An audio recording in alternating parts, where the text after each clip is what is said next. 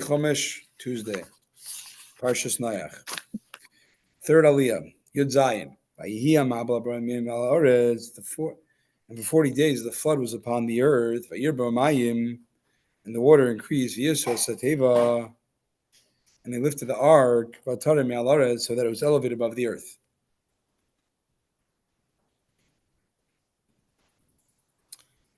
It was elevated above the earth.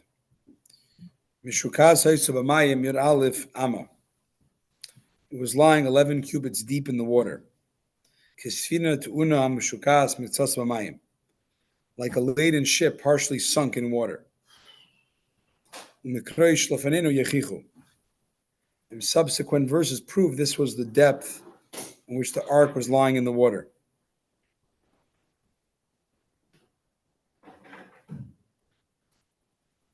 The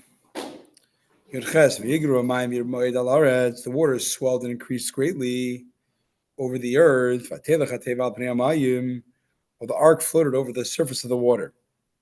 The water swelled, increased greatly. Okay, Rashi, the water swelled on their own accord.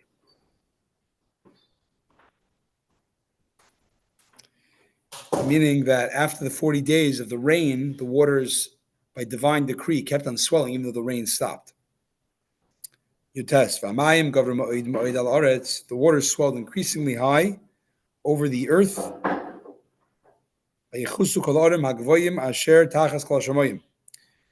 So that all the high mountains which are covered beneath the entire heavens were covered. All the high mountains under the heavens, like the mountain peaks, they were covered by the water.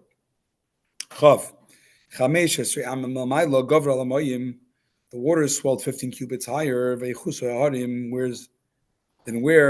So it went high. How high? 15 cubits higher than the tallest mountain peak.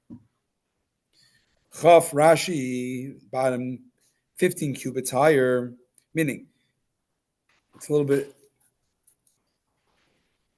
The Rashi is spelling it out. 15 cubits higher than what? Than the mountain peak. After the water reached the level of all the mountain peaks, or the highest mountain peak, it went 15 cubits higher. Chaf Aleph, all flesh that moved on earth died. All flesh that moved on earth perished.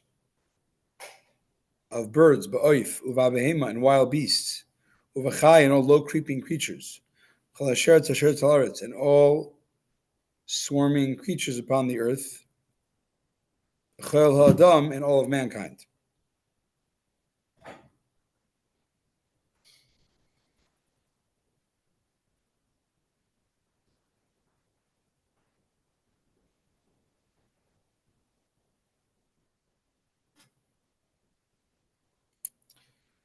All flesh moved on earth died of birds, animals, beasts, creepy animals, creepy crawlers, a swarm, and b'chalad. Okay, Rashi, Chabez. Of anything that had the breath of the spirit of life in its nostrils, mikol, asher b'charava, meaning anything on dry land, mesu. Rashi, nishmas ruach chayim neshama. This means the breath of the spirit of life.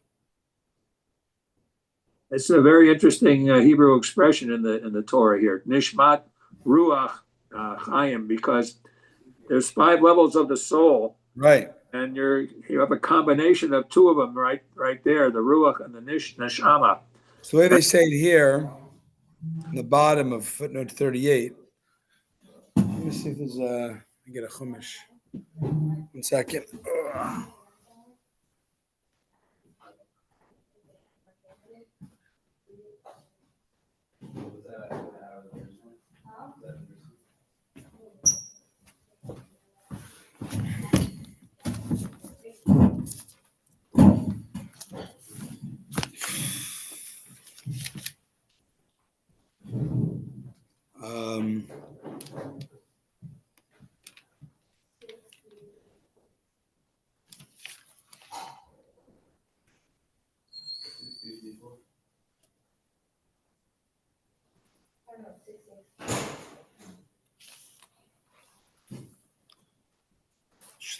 Okay. See, they translated here.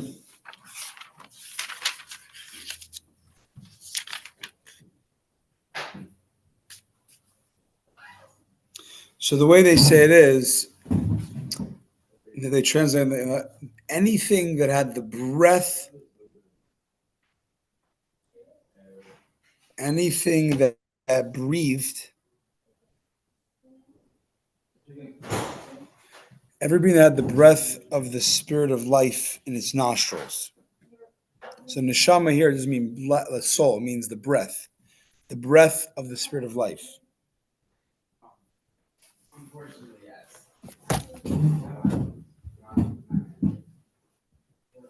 Okay.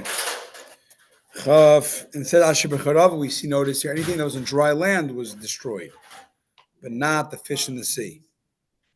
Chav Gimel. Vayimach es kol yikom asher al pnei ha'adama. Hashem wiped out every being. Hashem wiped out everything that was on the face of the earth, including people, animals, reptiles, birds of the heaven.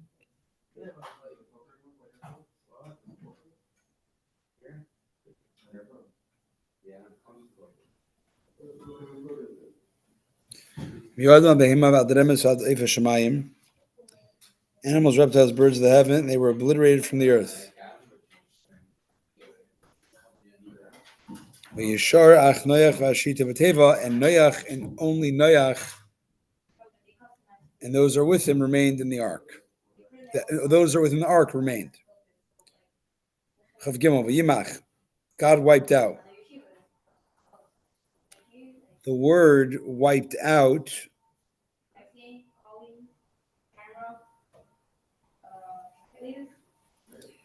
Vayimach is a simple active form. Kal, it's not a passive form. It's the same grammatical form as vayifen, vayiven. Every verb whose last letter is hey, like macha, kana, bana, when you do a vav yud as a prefix, it's punctured with a chirik under the yud.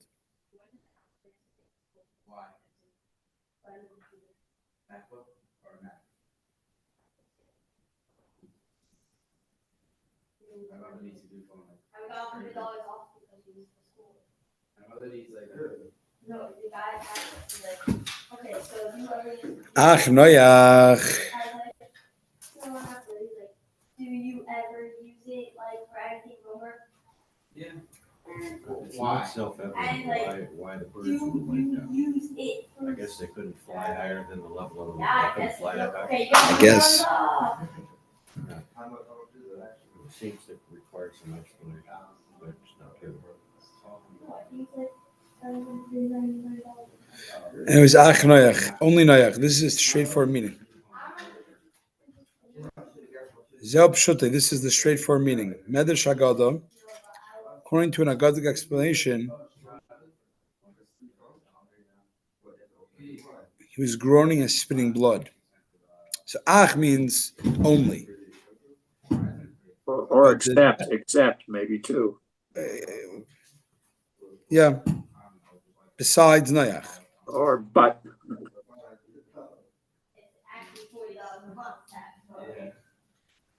He was groaning and spitting blood. From the effort of taking care of the animals and the beasts. Ach, as in... Yeah.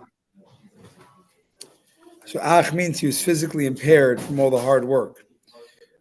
Some say that one time he delayed bringing food for the lion and it bit him.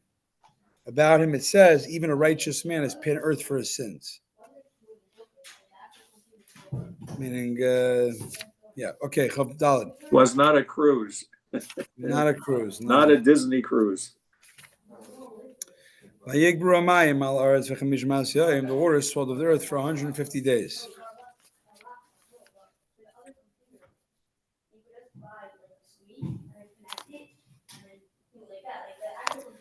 22. Hashem then took account of Noach,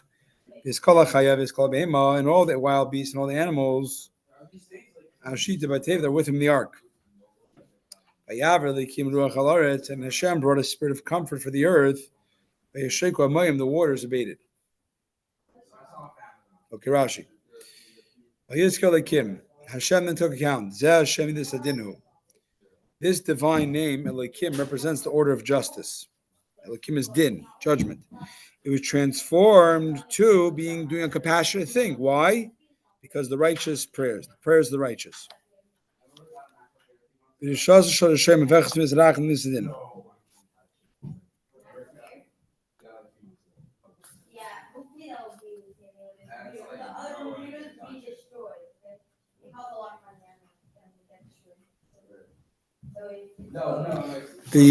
wickedness of the. Hold on. You know what? Let's. I'm gonna go to a different room, Mike. Let's go. Pause. We're just gonna go to the library for a second.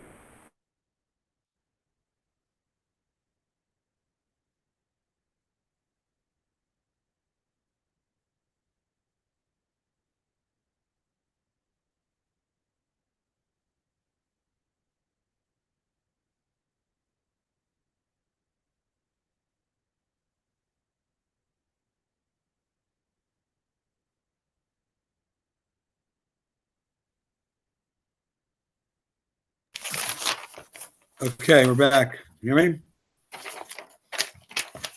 Yeah? Yeah. Okay. So Hashem, the name of Elohim is usually the punishing name, but here it's the compassionate name, because it tells you that the prayers of the righteous, they can change the decree of judgment into compassion and rebuilding. And conversely, the wicked could take God's righteous, compassionate name, and through their wicked deeds, make that compassionate name administer justice. As we see earlier, it says, "Vayar Hashem kira b'ra'as Adam." Hashem saw that the man's wickedness was increasing, and Hashem said, "I will obliterate." And this is the name of the order of mercy. Okay. Hashem then took account of Noach and all the wild beasts. What merit did he recall for the animals? Human beings, Noach and his righteous family. But the animals, he what? The merit that they did not destroy, they did not pervert their nature before the flood, and that they did not cohabit in the ark. Hashem brought a spirit. Hashem brought a spirit of comfort and assuagement emanated from before him. Al-aretz, for the earth, concerning the affairs of earth.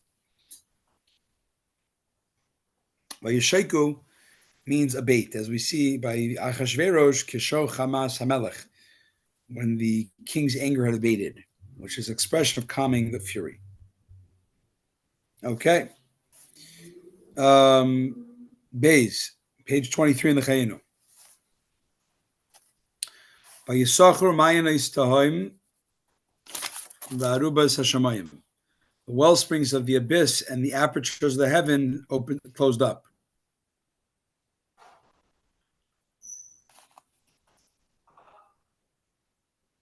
The well springs of the abyss and the apertures of the heaven closed up. By Kala Geshem Hashamayim, and the rain was held back from falling from the earth, from the heavens. Beis, by Yisach Ramayanois, the well springs closed up.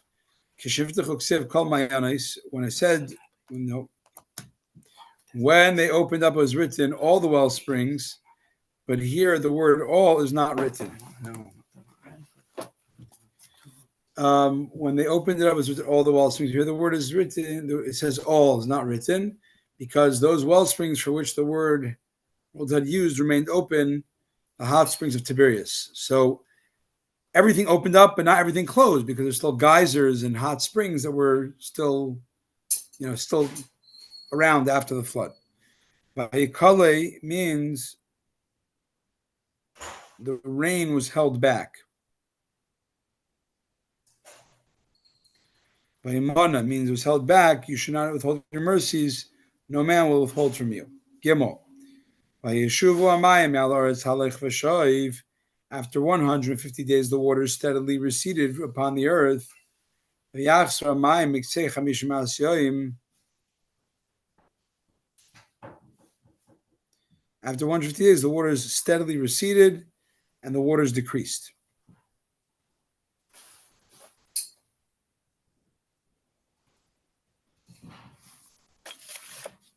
Pause.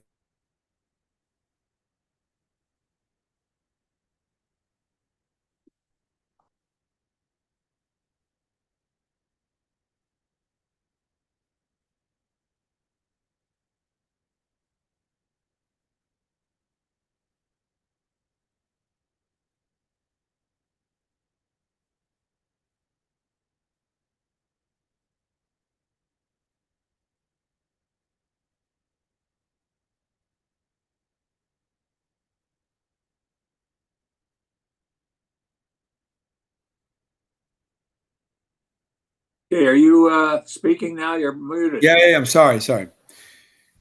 Okay. Vaikali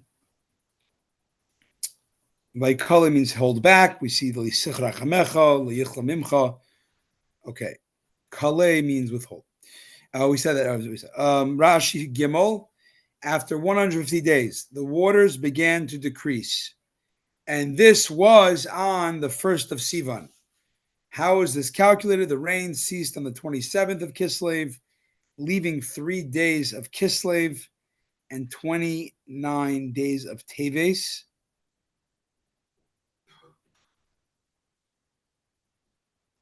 Yeah.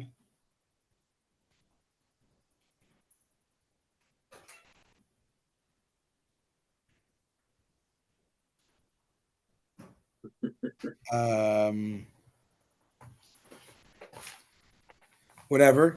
And then 3 days of Kislev, 29 of Teves, together 32 days. And then Shvat, Adar, Nisan, Iyar, totaling 118 days, a total of 150 days. Now, let's just see, there's a diagram on page 64. You have the Chayenu. Keep your hand on page 64. We'll go back and forth. And so you see, Rashi is going with the remember there's two opinions in the Gemara and in the Medrash of what month count we're starting. He's going here with the first opinion, which was Rabbi Eliezer, that the months began from Tishrei. So then you see from the top to the bottom, one is Tishrei, month 2, day 7, the rains begin and quickly turn to floods. Month 3, day 28, the rains stop. Month 9, day 1 is what we're up to. The waters begin to subside. Back to our verses. Daled. The ark came to rest on the Ararat mountains. In the 7th month. The ark rests in the 7th month. The 17th day of the 7th month on Mount Ararat, the mountain range of Ararat. Rashi. This is Rashi has to make an interpretation. He'll defend it why he has to do it. But he says the 7th month does not mean 7th month from Tishrei, which is our month 1 count. It's Sivan, which is the 7th month from Kislev, where the rain stopped.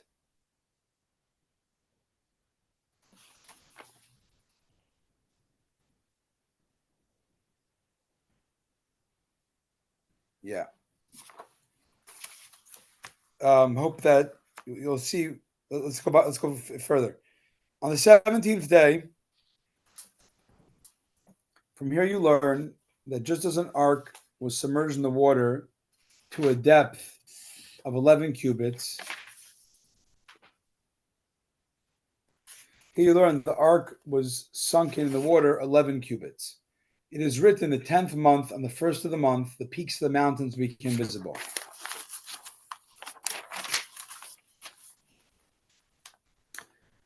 Um,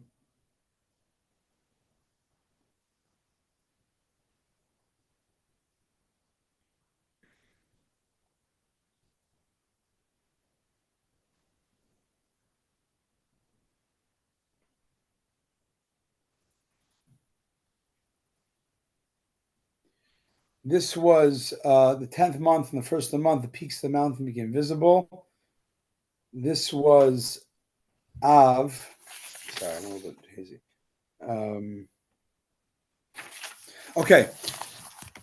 There's a couple things we have to focus on here. One is Rashi's going to prove coming up that we're now in Sivan. We also learned from this that the ark, what do you call it? What was the part the boat's in the water? Draft. The draft was 11 cubits of the ark. How does he prove this? Okay, hopefully we'll finish before that dies. It says like this. The 10th month and the first of the month, the peaks of the mountains became visible. So the 10th month is Av, which is the 10th month from the beginning of the rainfall. Okay.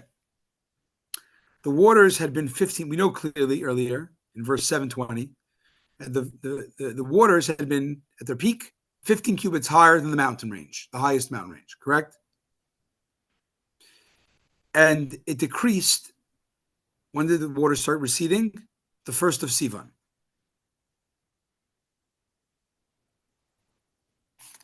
So they're at their peak at 1 Sivan, and we see later on from 1 Sivan till 1 Av, which is now, they got to the mountaintop. So 1 month, they went down. I'm sorry. I'm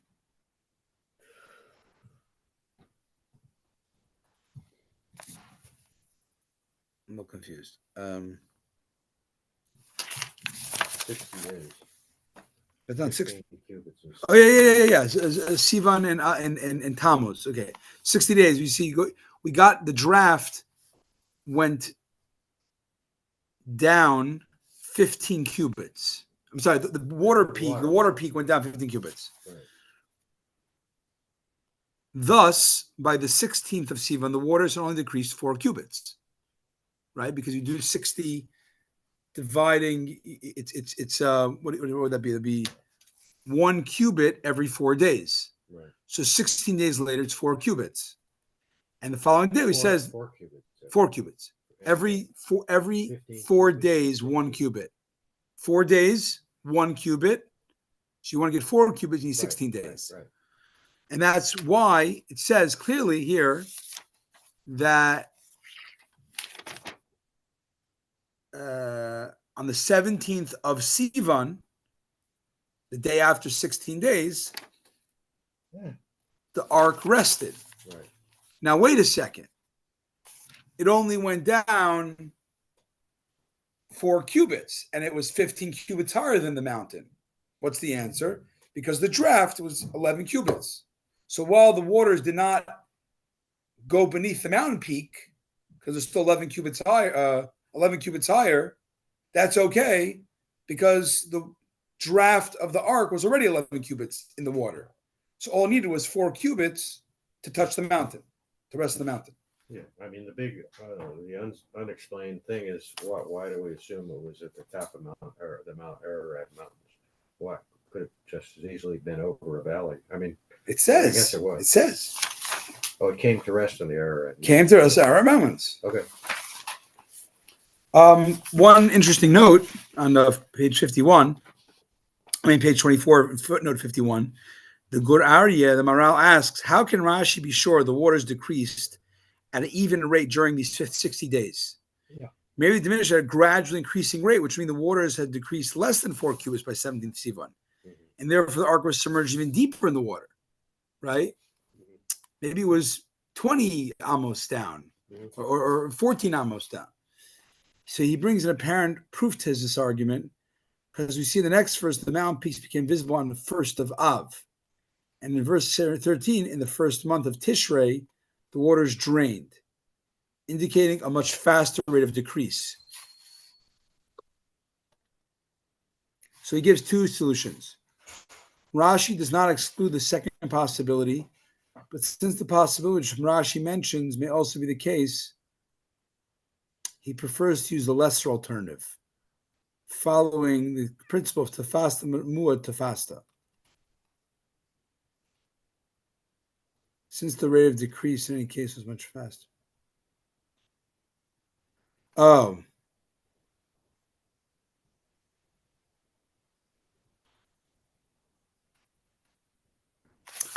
He's saying that, yeah, maybe on the contrary, that proves that till then it was equal.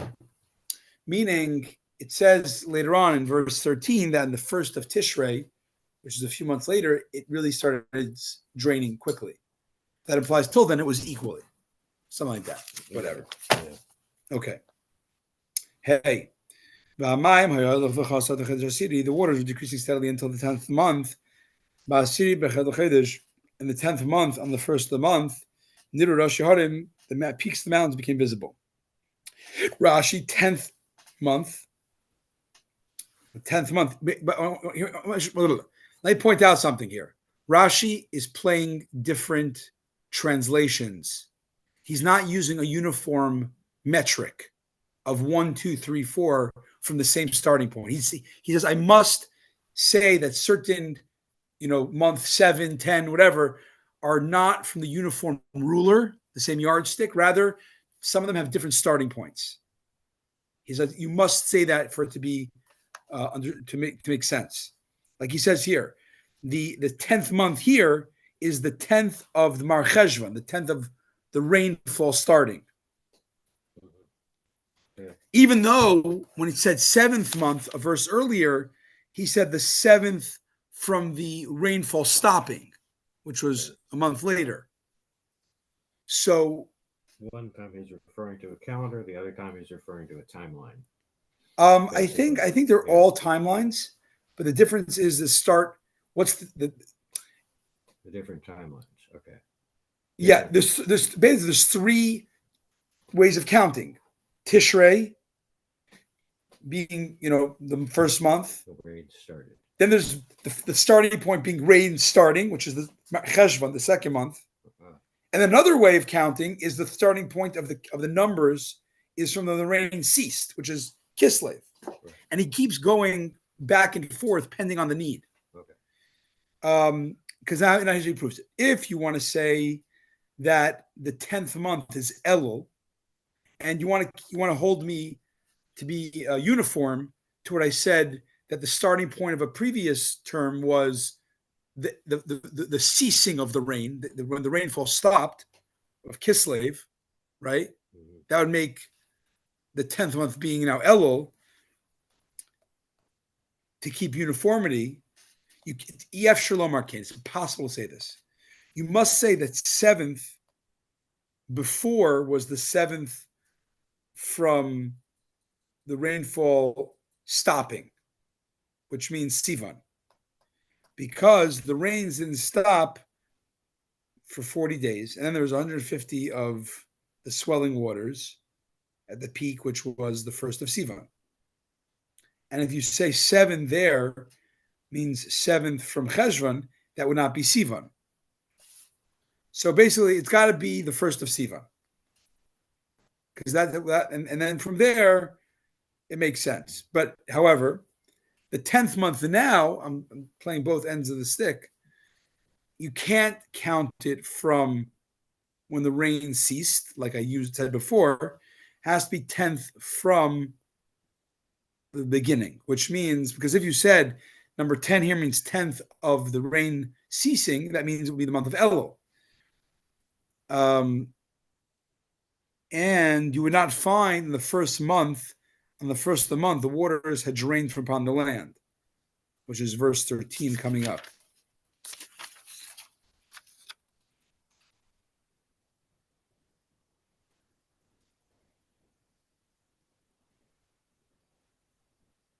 So this Rashi is explaining why he had to choose different studies. Because later on it says, basically Rosh Hashanah, 1 Tishrei, the water was drained.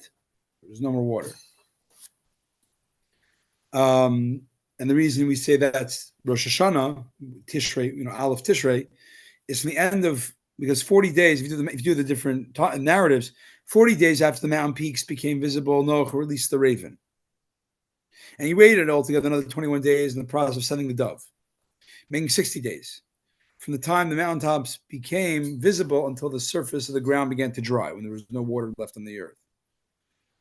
And if the 10th month was Elul, it would work out that it dried in Cheshvan 60 days after Elul, which cannot be, for the verse calls the first month.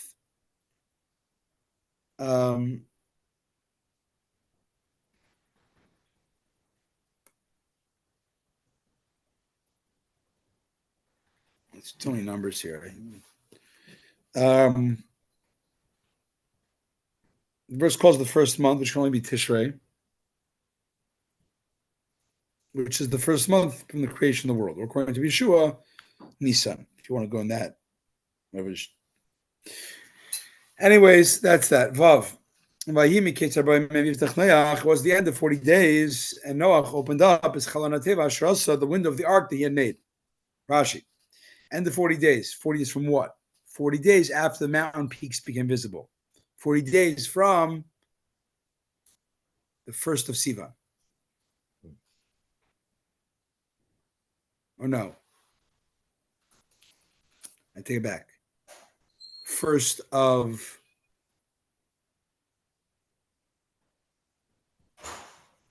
Av. So 1st of Av plus 10 is 10th of Elul. That's when he opens the window. The window was Latzohar, to provide light. This was not the entrance for exit and entry, but rather it was the skylight.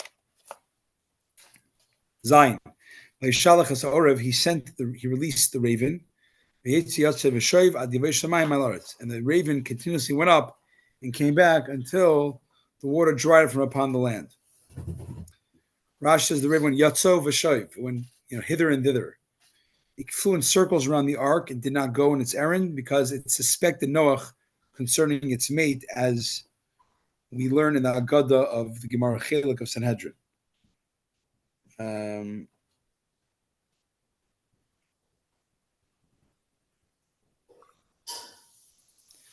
Whatever. The water dried up. This is the simple meaning.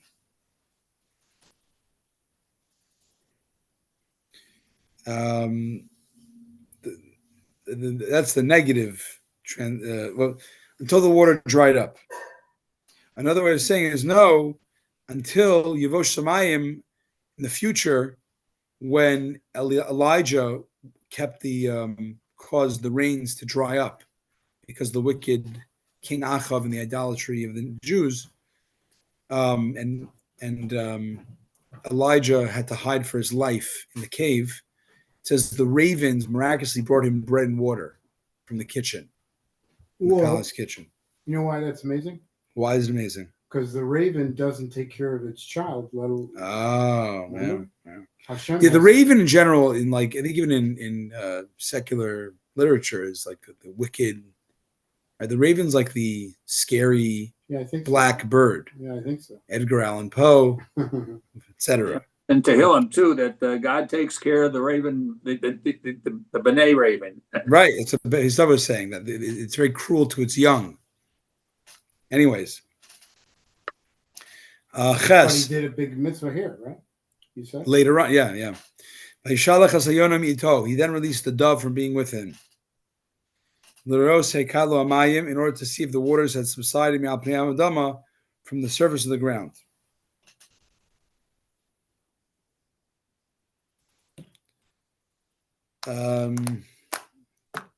He released the dove. The dove, after 7 days, he did this. He waited another 7 days. You can infer that prior to the first time, he also waited 7 days. So raven 7, then dove. Vayishalach is not an expression of shlichut, of errand, means releasing. He sent it off on its way, and thus he would see if he didn't say, bird, come, go send a message. It would come back, or it wouldn't come back, would teach him if the water is dry or not. The land. If it doesn't come back, it means it found the resting place. All right, test. The dove did not find the resting place for its feet. But returned back to the ark. Because there was water still on the surface of the earth. And he stretched out his hand and took it, and brought it to where he was, into the ark.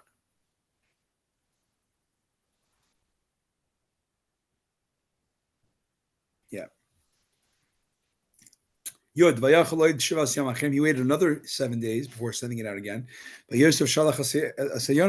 he released it again from the ark. Rashi vayachol means waiting. Hamtana v'chili shama yichalu harbish midech. Yichalu means anticipation. Waiting. Okay. Yaral v'tavi leva yono lesarev. The dove came to him towards the evening. V'hine alei zayis tada b'fiyah. Behold, it had a olive leaf with its beak. V'yeda Noach ki kalamayim al oretz. And Noach realized the waters had subsided from upon the land. Rashi tada b'fiyah. It had plucked with its beak. I'm of the opinion it was a male bird, and therefore the verse sometimes referred to it in the masculine, taraf, and sometimes in the feminine, because a dove is a species, is yonah, is a feminine name. But it was a male bird. It was a male. Yonah is a feminine noun, even though you could have male yonahs. Anyways. Taraf means it plucked. The Gadik explanation is that it means food. According to the sage, interpret it as so. The Medrash means food, and the sages said it plucked. 1 second.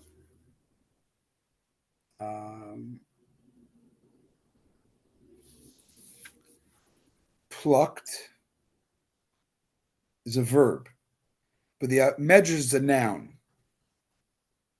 It brought olive as food. Befia, as if to say, let my food be bitter like the olive from the hand of Hashem, the source of blessing, rather than sweet as honey from the hands of human beings. Teaching us a lesson of bitachon, the bird, saying, I'm guessing there was some sort of lesson he had to tell Noach that better that you get food from God and it's minimal and, hard, it's bitter, but it comes from God rather than relying on man. Wow. And being sweet.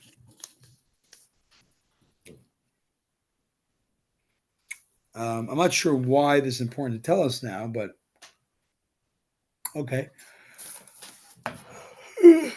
Sorry. All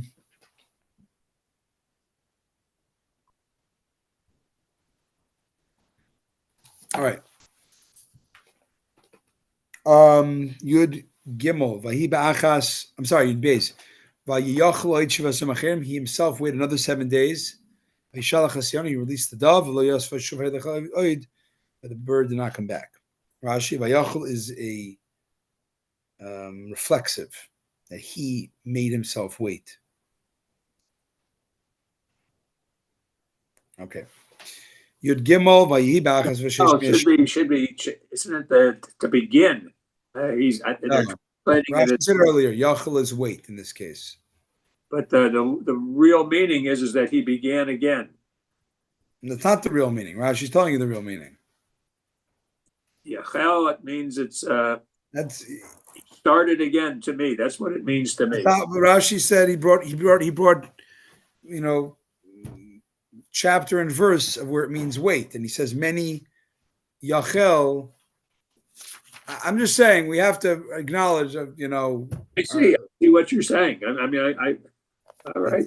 That's okay. I'm learning something. Yeah, I'm no Hebraist. Okay. In the 601st year of the first month, in the first month, in the first of the month, the waters had drained from upon the land, and Noach removed the cover of the ark. And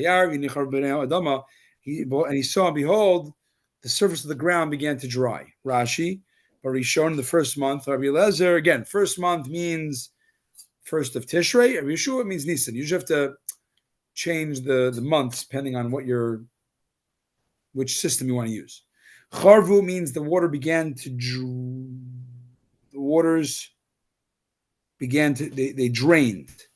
It means that the earth at that point was a kind of clay because the upper surface is hardened.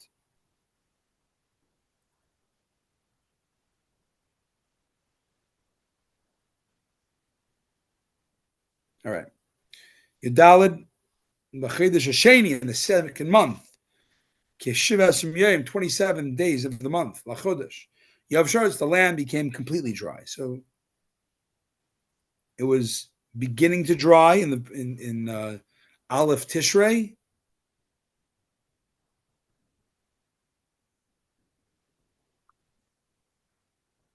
And chayru is used in the what sense of draining. Here it says they go both. They use both. I don't know why they do that.